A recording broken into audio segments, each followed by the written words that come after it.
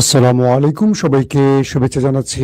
মাসুম মাহবুব দেখছেন open the YouTube channel এবং মাসুম মাহবুব Facebook page. আমার শিরোনাম যারা দেখে আজকে লাইভে ঢুকেছেন তাদের জন্য বেশ গুরুত্বপূর্ণ কিছু খবর থাকবে। থাকবে একটি স্পেশাল ইভেন্ট আপনাদের জন্য। আমি সেটাখানে আপনাদের ইরানের হাতে কি ধরনের নিউক্লিয়ার আছে সেটার উপর একটা ছোট্ট ডকুমেন্টারি দেখাবো। পাশাপাশি থাকবে আজকে সারাদিনের আপডেট। দর্শক, আজকে প্রধান শিরোনাম হলো ইরান হরমুজ প্রণালী তার কন্ট্রোলে নিয়ে সবচেয়ে বড় যে সারপ্রাইজটি দিয়েছে সেই খুশিটি ইরানের ঘরে পৌঁছে গেছে। কারণ হরমুজ প্রণালী থেকে ইরান যে আয় করেছে আজ তাদের ব্যাংকে সেটা প্রবেশ করেছে। এটি ইরানের অনেক বড় একটি সাকসেস হিসাবে বিশ্ব দেখছে, অন্যদিকে ট্রাম্পের পরাজয় হিসেবে দেখেছে।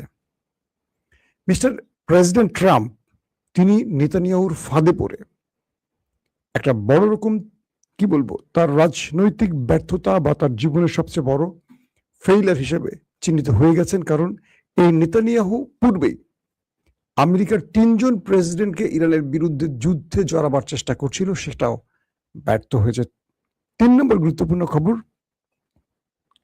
আমেরিকার ইন্টেলিজেন্স তথ্য এবার ইরান সম্পর্কে এমন খবর দিল যেটা আমেরিকার এস্টাবলিশমেন্ট বা ট্রাম্প বা পুরো আমেরিকা কেঁপে উঠেছে।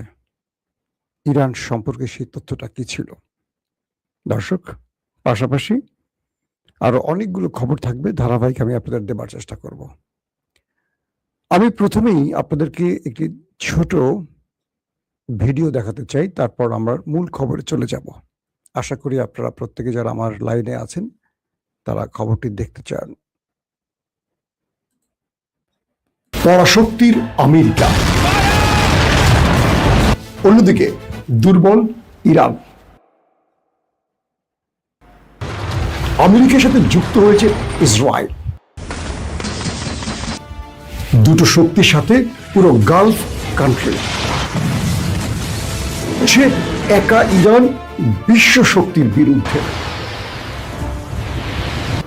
আমেরিকা বলছে আমার কাছে নিউক্লিয়ার আছে, ইসরায়েল বলছে আমার কাছেও, কিন্তু ইরানের হাতে নেই কোনো নিউক্লিয়ার।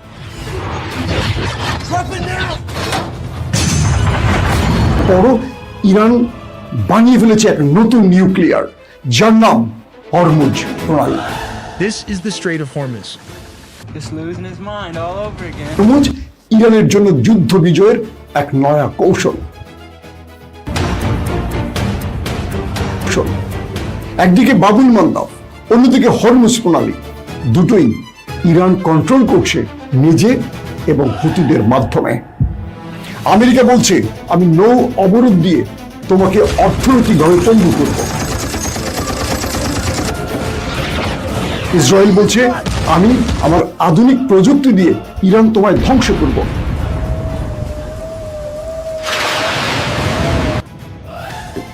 তোমাকে যত অস্ত্র টাকা দেয়া লাগে সব দেব, আমেরিকা ইরানকে শেষ করো।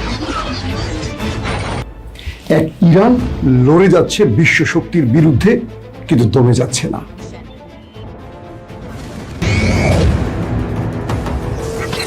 কিন্তু হেরে যাচ্ছে না, কিন্তু ভয় পাচ্ছে না। আমেরিকা অবাক, যাকে বিশ্ব মানচিত্র থেকে মুছে ফেলার হুমকি দেওয়া হয় সে কেন ভয় পায় না? শহীদ খোমেনি বাহিনী প্রতিটি জবাবের পাল্টা জবাব দিচ্ছে। এবার মূল যুদ্ধ ছড়িয়ে পড়েছে হরমুজ প্রণালী। পৃথিবীর তাবৎ মানুষের চোখ হরমুজ প্রণালীতে। এক হরমুজ প্রণালী পুরো পৃথিবীতে বাণিজ্যের এক অস্থিরতা সৃষ্টি করে দিয়েছে, যেন তৃতীয় বিশ্বযুদ্ধ শুরু হয়ে গেছে। সাগর দাপিয়ে বেড়াচ্ছে ইরানি বাহিনী, মার্কিন বাহিনী, মুখোমুখি সংঘর্ষ, জাহাজ কিডন্যাপ। কখনো কখনো ইরানি বাহিনী জাহাজে কমান্ডো অপারেশন চালাচ্ছে, কখনো আমেরিকা ইরানের জাহাজ আটক করছে, কখনো ইরান দখল করছে মার্কিন যুক্তরাষ্ট্রের জাহাজ।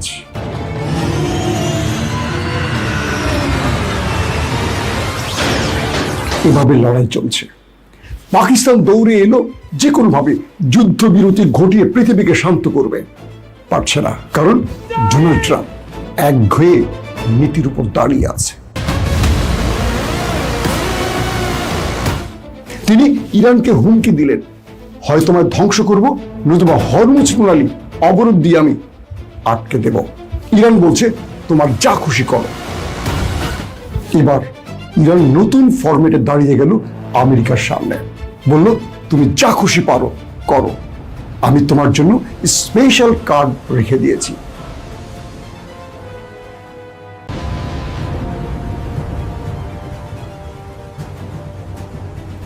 যে কার্ড সারপ্রাইজ কার্ড, এক হরমুজ প্রণালী দিয়ে পুরো পৃথিবীকে নাড়িয়ে দিয়েছে ইরান। এই নিউক্লিয়ারটি এখন ইরানের জন্য যুদ্ধ জয়ের টার্নিং পয়েন্ট।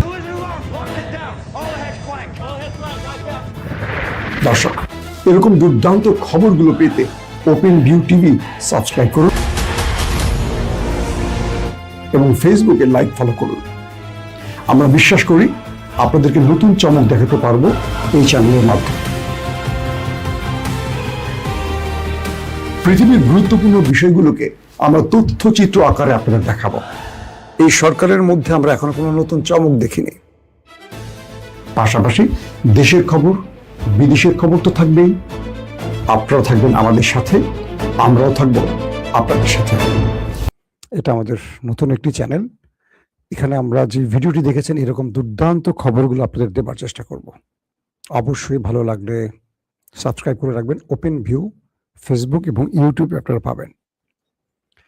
দর্শক, চলেন আজকের খবরে চলে যাই। আজকের দুর্দান্ত যে আজকের খবরগুলো আছে, প্রথম, মার্কিন যুক্তরাষ্ট্রের ইন্টেলিজেন্স সোর্সগুলো, অর্থাৎ আমেরিকার যে ইন্টেলিজেন্স, তারা একটি তথ্য প্রকাশ করেছে। সেই তথ্যে বলা হয়েছে ডোনাল্ড ট্রাম্প বা তার সরকার যে তথ্য বলেছে যে ইরানকে শেষ করে ফেলা হয়েছে, ইরানের সামরিক খাত ধ্বংস করা হয়েছে, আইআরজিসিকে শেষ করা হয়েছে, নেভি শেষ, তাদের এয়ারফোর্স শেষ, এই তথ্যটা সঠিক নয়। ইরান পূর্বের চেয়েও আরো বেশি স্ট্রং হয়েছে। কে বলছে? মার্কিন ইন্টেলিজেন্স তথ্য। সেটা ফাঁস হয়েছে, সেটা আমি আপনাদের জানাচ্ছি। সেই সোর্সের খবরে বলা হয়েছে যে ইরান পূর্বের চেয়েও আরো বেশি স্ট্রং হয়েছে। তারা তাদের ঝুলিতে আরো নতুন নতুন আকাশ প্রতিরক্ষা সিস্টেম বসিয়েছে এবং গত 50 দিনে যুদ্ধ শুরুর পর থেকে তারা আরো নতুন ভেরিয়েন্টের ভয়ঙ্কর মিসাইল তৈরি করেছে, যেটা আমেরিকা এবং ইসরায়েলের এখনো অজানা। এবং আমেরিকা যে তথ্যগুলো দিয়েছে যে ইরানের নেভি শেষ, আইআরজিসি শেষ, এয়ারফোর্স শেষ, না, তাদের কিচ্ছু শেষ হয়নি। তারা বহাল তবিয়তে আছে, আরো শক্তি সঞ্চয় করে তারা প্রতিশোধের আগুন বা প্রতিশোধ নেবার জন্য প্রস্তুত নিয়ে আছে। আমি বলছি না, মার্কিন ইন্টেলিজেন্স সোর্স। তার মানে আমেরিকার ডোনাল্ড ট্রাম্প এতদিন ধরে যে কথাগুলো বলেছে যে ইরানের মধ্যে আক্রমণ করে, এয়ার স্ট্রাইক চালিয়ে, বোম্বিং করে পুরো শেষ করে ফেলেছে, এই তথ্যটা সঠিক নয়। ইরান আগের চেয়েও আরো বেশি স্ট্রং হয়েছে এবং প্রতিশোধের জন্য যা যা করণীয়, অর্থাৎ এই যে যুদ্ধবিরতিটা হয়েছে আমেরিকার সাথে ইরানের, আমেরিকা এই সময়টাতে তাদের প্রচুর কমান্ডো বাহিনী, অস্ত্রশস্ত্র মধ্যপ্রাচ্যে এনেছে, সত্য কথা। এই সময়টাতে ইরান নিজেও আরো মজবুত হয়েছে।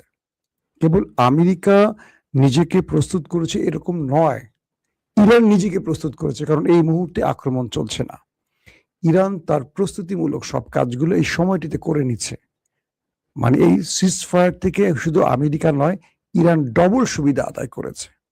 একদিকে হরমুজ প্রণালী আটকে রেখেছে, অন্যদিকে ইসরায়েল আমেরিকার হাতে যে আক্রমণগুলো প্রতিনিয়ত হতো, সেখান থেকে নিজেকে বাঁচিয়ে তার ঝুলিতে নতুন নতুন মিসাইলগুলোকে বসাচ্ছে, বিভিন্ন জায়গা পরিবর্তন করে আক্রমণ ভাগ তৈরি করছে। সবগুলো কাজ ইরান দ্রুত সময়ের মধ্যে করছে, যেটা আমেরিকা পারছে না। কারণ ইরান অল্প সময়ের মধ্যে তার মিসাইল বা ড্রোন তৈরি করতে পারে, কারণ এগুলো কম খরচে তৈরি করে, আমেরিকার মতো ব্যয়বহুল নয়। তারপরের গুরুত্বপূর্ণ খবরটি কি? মার্কিন পররাষ্ট্রমন্ত্রী, সাবেক পররাষ্ট্রমন্ত্রী জন ক্যারি, সবাই তাকে চেনেন, একটি টেলিভিশনে তিনি একটি টক শো করেছেন। সেই টক শোতে তার বক্তব্যটা খুব ভয়ঙ্কর ছিল।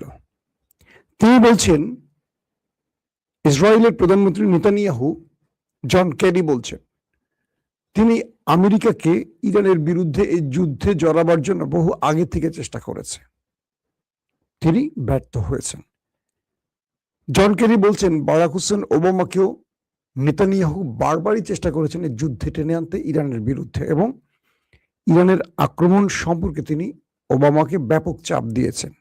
ওবামা সেই সময় ইন্টেলিজেন্স সোর্সের খবরগুলো, মার্কিন এস্টাবলিশমেন্টের খবর, মার্কিন সেনাবাহিনীর সঙ্গে কথা বলে যখন বুঝলেন যে এটি একটি অনিয়ন্ত্রিত হামলা, অর্থাৎ এই হামলা শুরু করা যাবে কিন্তু শেষ করা যাবে না, কারণ ভিয়েতনাম এবং ইরাক থেকে বা আফগানিস্তান থেকে তাদের যে শিক্ষাগুলো, এটা খুব বেদনাদায়ক আমেরিকার জন্য। তাই বুদ্ধিমান বারাক হোসেন ওবামা নেতানিয়াহুর ফাঁদে পড়েননি। এরপর আসে বুশ। বুশকেও নেতানিয়াহু বারবার চাপ দিয়েছেন, বিভিন্ন ভাবে চাপ দিয়েছেন ইরানের বিরুদ্ধে যুদ্ধ শুরু করার জন্য। বুশ শেষ পর্যন্ত এই যুদ্ধে জড়াননি, কারণ তাকেও মার্কিন গুরুত্বপূর্ণ সংস্থাগুলো ইরানের ব্যাপারে অবগত করেছেন। এরপর ট্রাম্পের আগে এই যুদ্ধের জন্য, অর্থাৎ ইরানের বিরুদ্ধে যুদ্ধে জড়াবার জন্য শেষ জো বাইডেনকে চাপ দেওয়া হয়। এই তিনজন মার্কিন প্রেসিডেন্ট মিস্টার নেতানিয়াহুকে না বলে দিয়েছিলেন, কারণ ইরান এমন একটি দেশ বা তার ঐতিহ্য, ইতিহাস, তার সকল বিষয়গুলোকে নিয়ে তারা স্টাডি করে বুঝতে পেরেছেন এই যুদ্ধটা তাদের শুরু করা যাবে, শেষ করা যাবে না, এবং এখান থেকে আমেরিকা ব্যাপক ক্ষতিগ্রস্ত হবে। তাই এই তিন প্রেসিডেন্ট চিন্তা করেছিলেন যে ইরানকে চাপ দিয়ে যদি কিছু আদায় করা যায় সেটাই ভালো, যুদ্ধ করে নয়। কিন্তু মাথামোটা ডোনাল্ড ট্রাম্প নেতানিয়াহুর ফাঁদে পড়ে গেছেন। জন কেরি বলছেন, মোসাদ ইরান সম্পর্কে ভুলভাল তথ্য প্রেজেন্ট করেছে, যে তথ্য দিয়ে ডোনাল্ড ট্রাম্পকে নেতানিয়াহু সহজে ফাঁদে ফেলে দিয়েছেন, এবং সেই ফাঁদ থেকে ডোনাল্ড ট্রাম্প এখন আটকে গেছেন। ফান্দে পড়িয়া বগা কান্দের একটা গান আছে না, এরকম। এখন ট্রাম্প প্রতিনিয়ত আমেরিকানদের চাপ, ইস্টাবলিশমেন্টের চাপ, আন্তর্জাতিক বন্ধুদের চাপ, ওয়ার্ল্ড ইস্টাবলিশমেন্টের চাপ সহ্য করছেন। তাই তিনি বারবারই যুদ্ধবিরতির জন্য নানান রকম ফায়দা বা ফন্দি ফিকির তৈরি করছেন। সর্বশেষ যুদ্ধবিরতি ইরান ছাড়া একাই ঘোষণা করেছে ডোনাল্ড ট্রাম্প, যেখানে ইরান যোগও দেয়নি বা ইরান আমেরিকাকে পাত্তাই দেয়নি পাকিস্তান থেকে। এবং সবকিছু মিলে ডোনাল্ড ট্রাম্প একটা বড় রকম বিপদে আছেন এই মুহূর্তে, কারণ ইরানকে তিনি যত হুমকি দিচ্ছেন ইরান আরো বেঁকে বসছে, এটি তিনি কখনো কল্পনা করেননি। এবং পূর্বের মার্কিন প্রেসিডেন্টরা যে কারণে ইরানের সাথে যুদ্ধ করেনি সেটি অবশেষে প্রমাণ হয়ে গেছে। এখন নেতানিয়াহুকে দুষছে পুরো মার্কিন যুক্তরাষ্ট্ররা। দর্শক, নিউ ইয়র্ক টাইমস কিছু নতুন তথ্য প্রকাশ করেছে এবং বলছে যে মার্কিন প্রেসিডেন্টকে 11 ফেব্রুয়ারি নেতানিয়াহু তার হোয়াইট হাউসের সিচুয়েশন রুমে ট্রাম্পের সাথে বসেছিলেন নেতানিয়াহু, এবং সেই 11 ফেব্রুয়ারি তিনি ট্রাম্পকে এই ফাঁদে ফেলেছেন, অর্থাৎ ইরানের বিরুদ্ধে যুদ্ধে রাজি করিয়েছেন। এবং এই বিষয়টির জন্যই আমেরিকার এস্টাবলিশমেন্ট, সেনাবাহিনী ওই একটি দেশকে বারবার দোষ দিচ্ছে বা দুষছেন। পাশাপাশি বলা হচ্ছে মার্কিন ভাইস প্রেসিডেন্ট জেডি ভেন্সের সাথে নেতানিয়াহুর ব্যাপক ঝগড়ার ঘটনা ঘটেছে, উচ্চ বাক্য বিনিময়, তর্ক বিতর্ক পর্যন্ত হয়েছে। জেডি ভেন্স বারবারই বলছিলেন ইরানে আক্রমণ আমাদের জন্য ভুল সিদ্ধান্ত হবে, কিন্তু নেতানিয়াহু বলছেন না, এটি মোক্ষম সময়, এটি আমাদের জন্য উপযুক্ত সময়। শেষ পর্যন্ত জেডি ভেন্স সত্য প্রমাণিত হয়েছেন, আর ডোনাল্ড ট্রাম্প মিথ্যা প্রমাণিত হয়েছেন। এখন যুদ্ধ বন্ধের জন্য আমেরিকার গুরুত্বপূর্ণ লবিগুলো, সেটা সিনেট, কংগ্রেস বা রিপাবলিক শিবির বলি বা ডেমোক্রেট শিবির বলি, ব্যাপক চাপ দিচ্ছে মিস্টার ট্রাম্পকে। তিনি এখন যুদ্ধ বন্ধে নানা কৌশল খুঁজছেন, কিন্তু ফেস সেভিং এর মাধ্যমে, মুখ রক্ষার মাধ্যমে। নিজেকে পরাজিত করলে তার রাজনৈতিক ক্যারিয়ার শেষ, মধ্যবর্তী নির্বাচন আগামীতে, এখানে তিনি ব্যাপক ভরাডুবির মুখে পড়বেন, এই বিষয়গুলো রয়েছে। তাই তিনি কোনোভাবেই ইরানের কাছে ব্যর্থ হতে চাচ্ছেন না, কিন্তু তিনি ব্যর্থ হচ্ছেন প্রতিদিনই। পাশাপাশি তার কাউন্টার টেরোরিজমের প্রধান পদত্যাগ করেছেন, এটি বেশ কয়েকদিন আগের খবর। আজকে শোনা গেছে দুটো খবর, এক, তার নেভি প্রধানকে বহিষ্কার করা হয়েছে অথবা তিনি পদত্যাগ করেছেন। যদি বহিষ্কার করা হয় তাহলেও মার্কিন নেভি টিমের ব্যর্থতার জন্য করা হয়েছে, আর তিনি যদি পদত্যাগ করেন তাহলে বোঝা যাচ্ছে আমেরিকার সেনাবাহিনী, নৌবাহিনী, এয়ারফোর্সের মধ্যে ট্রাম্প বিরোধী মনোভাব তৈরি হয়েছে এবং তারা ট্রাম্পের সিস্টেমের বিরুদ্ধে দাঁড়িয়ে গেছেন। অর্থাৎ ট্রাম্প এখন অনেকটা বলা যায় একঘরে হয়ে যাচ্ছেন। দর্শক, হরমুজ প্রণালী থেকে ইরান বিশাল একটা আয় করেছে এবং আজকে হরমুজ প্রণালী থেকে যে টোলগুলো নিয়েছে এতদিন ধরে ইরান, সেটি তাদের কেন্দ্রীয় ব্যাংকে জমা করেছে। ইরানের যে ব্যাপক ক্ষতি হয়েছে এতদিন, কিঞ্চিত হোক বা বড় অঙ্কের হোক, এই অ্যামাউন্ট অনেক বড় অঙ্কের। বলা হচ্ছে যে তারা ক্রিপ্টোকারেন্সি এবং ইউয়ানের মাধ্যমে এই আয়টা করেছে এবং ইরানিরা এই আয়টি তাদের কেন্দ্রীয় ব্যাংকে জমা করতে পেরে ব্যাপক খুশি। তারা বলছে যে এই যুদ্ধে তাদের যে ক্ষতি হয়েছে হরমুজের মাধ্যমে তারা সেটাকে আদায় করে নিতে পারবে এবং এই প্রসেসটা কন্টিনিউ চললে ইরান আগামী 10 বছরে অনেক দেশকে ছাড়িয়ে যেতে পারবে।